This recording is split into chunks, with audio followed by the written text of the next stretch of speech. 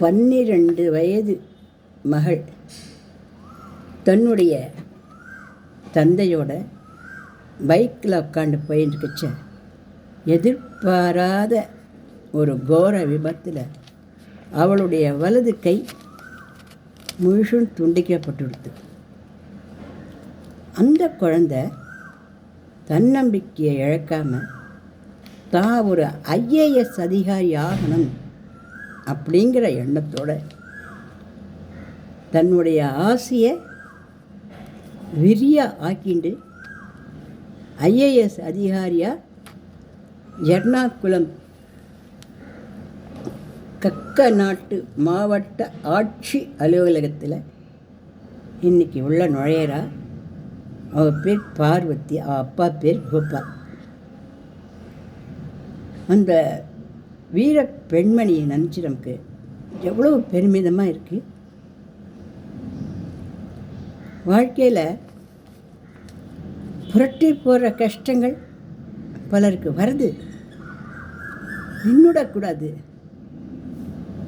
அதையே ஏறி மெரிச்சு எகிரி போ, ஒன்றால் எதையும் பண்ண முடியாது, என் லட்சியத்தை நான் அடைஞ்சே தீருவேன் அப்படிங்கிற உறுதியை பெண்ணோ ஆணோ நம்ம எடுத்துட்டோம் அப்படின்னா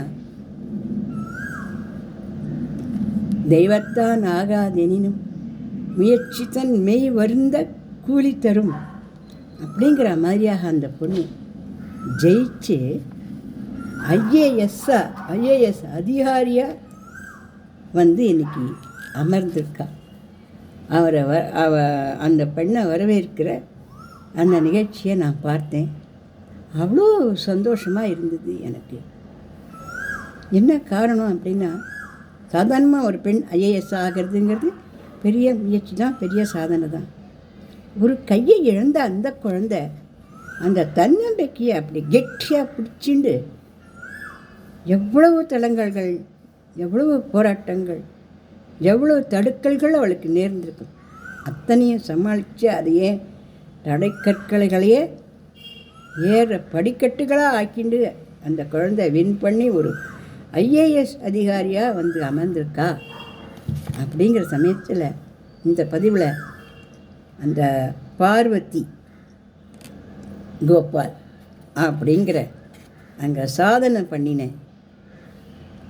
சாதித்து காட்டின சிங்க பெண்மணியை எல்லாருக்கும் அறிமுகப்படுத்தி வைக்கிறதுல நான் ரொம்ப பெருமைப்படுறேன்.